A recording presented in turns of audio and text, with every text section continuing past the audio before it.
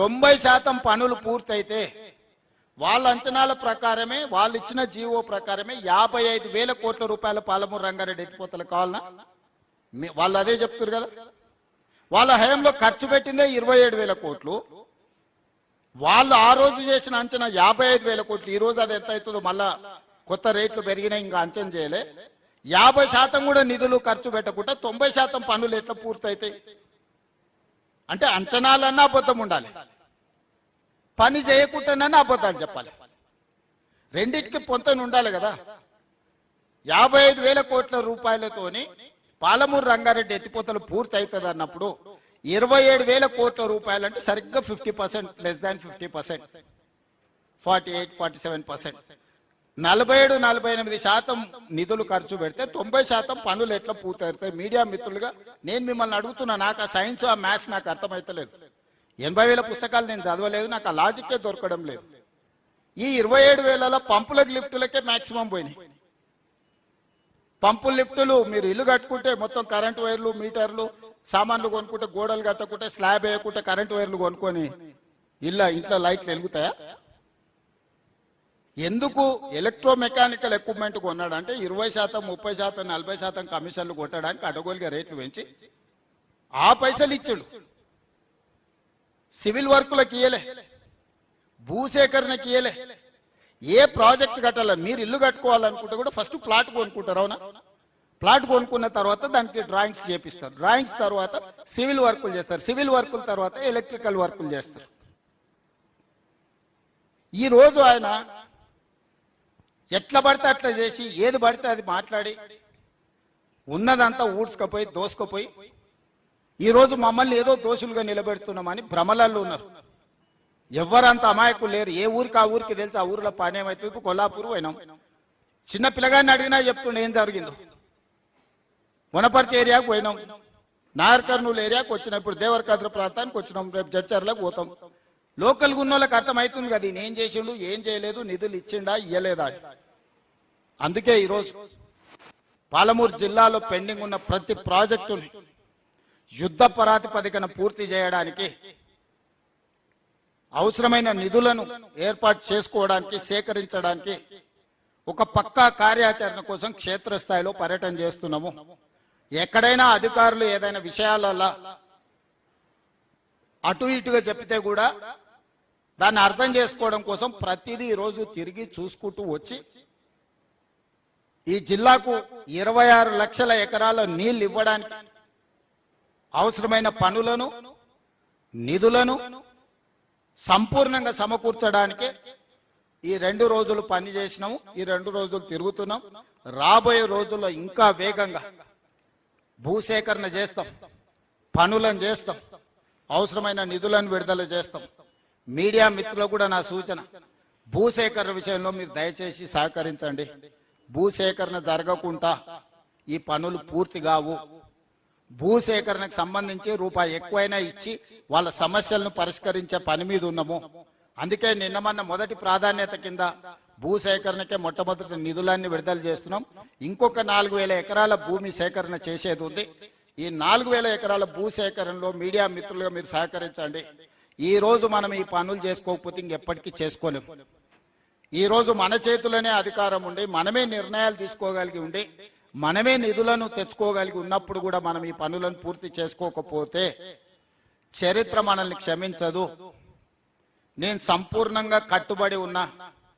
ఈ జిల్లా ప్రాజెక్టులను అన్నిటిని పూర్తి చేయడమే కాకుండా ఈరోజు ప్రాజెక్టులు కట్టుకుంటే సరిపోదు, నీళ్లు నింపడానికి రిజర్వాయర్లు కూడా ఉండాలి. జూరాల 17.84 టీఎంసీల కెపాసిటీ ఉంటే ఈరోజు జూరాలలో నీటి నిల్వ 9 టీఎంసీ, దాదాపుగా 8.5-9 టీఎంసీలు ఆడ లేనే లేదు. మనం ఆ పక్కన గూడెం తోటిలో 15 టీఎంసీలు రిజర్వాయర్లో నీళ్లు నింపుకుంటే జూరాలలో నీళ్లు లేనప్పుడు దాని కింద ఆయకట్టుకు అవసరమైతే ఇక్కడ నుంచి అక్కడ మళ్ళీ నీళ్లు విడుదల చేసుకోవడానికి అవకాశం ఉంది. తుమ్మిల పూర్తి చేసుకుంటే అక్కడ రిజర్వాయర్ లేదు. రాబోయే రోజుల్లో ఎక్కడికక్కడ ఎక్కడ అవకాశం ఉన్నా తక్కువ భూసేకరణ, ఎక్కువ నీళ్లు నిల్వ చేసుకోవడానికి అవకాశం ఉందో ఆ పనులన్నీ పూర్తి చేసుకుంటాం. కర్ణాటక రాష్ట్రం బ్రిడ్జ్ కమ్ బ్యారేజీలు కట్టి కృష్ణా మీద, భీమా మీద చిన్న చిన్న బ్రిడ్జ్ కమ్ బ్యారేజీలు కట్టుకుంటే దాదాపుగా వాళ్ళు ఒక 100 టీఎంసీల నీళ్లు నిలబెట్టుకునే పరిస్థితి వచ్చింది. నిన్న మిత్రుడు సిఆర్ గారు మేము కర్ణాటక మంత్రి భోజరాజ్ గారిని అందరినీ తీసుకొని ఈ సరిహద్దు మనకు కర్ణాటకకు ఈ బ్రిడ్జ్ కమ్ బ్యారేజీలు కట్టుకుంటే మనకు నీళ్లు నింపుకోవడమే కాకుండా గ్రౌండ్ వాటర్ పెరుగుతుంది. అత్యవసర సమయాలలో తాగునీరు కోసం మనం కర్ణాటకకి వెళ్ళి అడుక్కోవాల్సి వస్తుంది ఒకసారి నీటి కొరత ఏర్పడ్డప్పుడు. అందుకే ఈ బ్రిడ్జ్ కమ్ బ్యారేజీలు కట్టుకుంటే ప్రయోజనం ఉంటుందని దాని మీద కూడా ఈ రోజు స్టడీ చేస్తున్నాం.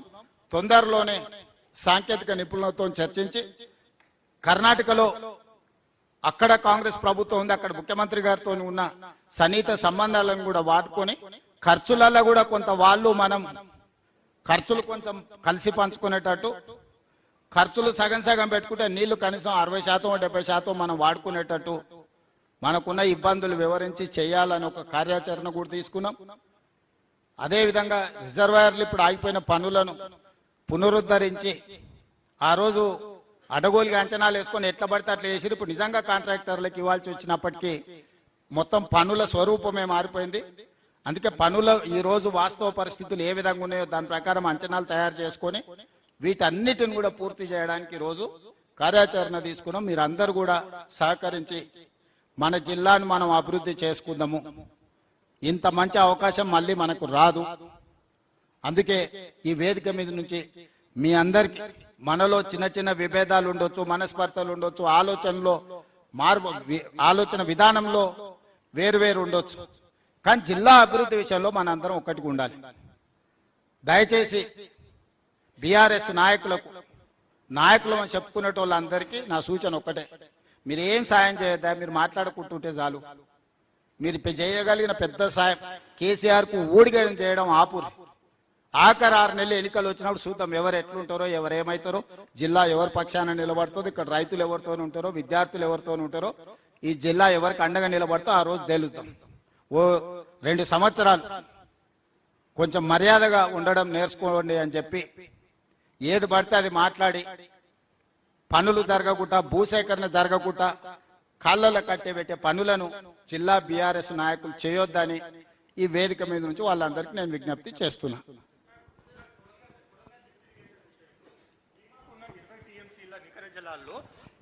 ఏడు టీఎంసీలు మీరు అక్కడ కోత పెట్టేసి ఇక్కడ కొడంగల్కి ఇస్తున్నారు. దానివల్ల బీమా రైతులు అక్కడ నష్టపోతున్నారు, ఇక్కడ కొడంగల్ రైతులు వీళ్ళు నష్టపోతున్నారు. ఎందుకంటే వాళ్ళకు 1,00,000 ఎకరాలకు 7 టీఎంసీలు సరిపోవు. ప్లస్ ఇప్పుడు Jurala it self is overloaded. 8 TMC మీరు 9 అంటున్నారు, అది 8 టీఎంసీ స్టోరేజ్. దానికి ఉన్న నెటంపాడ్ ఎకరేజ్ 2 lakhs acres, ఇప్పుడు బీమా 2 lakhs. Jurala it self has 1 lakh acres ayacut. ఇంకా ఇప్పుడు ఏది మన ఇది డ్రింకింగ్ స్కీమ్స్ ప్లస్ కొడంగల్ ఇలాంటి కాకుండా సిడబ్ల్యూసీ నుంచి హైడ్రాలజికల్ క్లియరెన్స్ లేదు, ఫారెస్ట్ అండ్ ఎన్వైరన్మెంట్ క్లియరెన్స్ కూడా లేదు సార్. ఎట్లా నీ ప్రశ్న టిఆర్ఎస్ వాళ్ళదా? నీ ప్రశ్న అయితే మీకు అవగాహన కొంచెం తక్కువ ఉంది. నా దగ్గరకు వస్తే మొత్తం డీటెయిల్ చెప్తా. ఒకప్పుడు 1 టీఎంసీకి 10,000 ఎకరాల కింద ఆయకట్టును లెక్క కట్టిరు. ఇప్పుడు 1 ఎకరాకు 15,000 ఎకరాల కింద లెక్క కడుతున్నాం. బీమా కింద మొదట ఉన్నది 2 లక్షల ఎకరాలు. ఆ 2 లక్షల ఎకరాల ఆయకట్టులో కొంత బీమా నుంచి కల్వకుర్తి లిఫ్ట్ ఇరిగేషన్ కి కొల్లాపూర్లో టేలెండ్ లో ఉన్న బీమా ఆయకట్టు కల్వకుర్తి ప్రాజెక్టులో కృష్ణారావు గారు మా దగ్గర నుంచే నీళ్లు పోతున్నాయి, మాకు బీమా టేలెండ్ ఎందుకు, కల్వకుర్తి మా దగ్గర నుంచి పోతుందని కొంత ఆయకట్టు డిలీట్ చేసి కల్వకుర్తిలో కలుపుకున్నారు. 15,000 ఎకరాలకు 1 టీఎంసీ కింద లెక్క కట్టి మిగిలిన నీళ్లను సేవింగ్స్ లో ఉమ్మడి రాష్ట్రంలో చివరి జీవో మక్తల్ నారాయణపేట కొడంగల్ ఎత్తిపోతల పథకం నేను తీసుకొచ్చిన 7.5 టీఎంసీ 1,00,000 ఎకరాలకు నికర జలాలతోటి. ఈ రోజు నికర జలాలకు అనుమతి ఇచ్చేటప్పుడు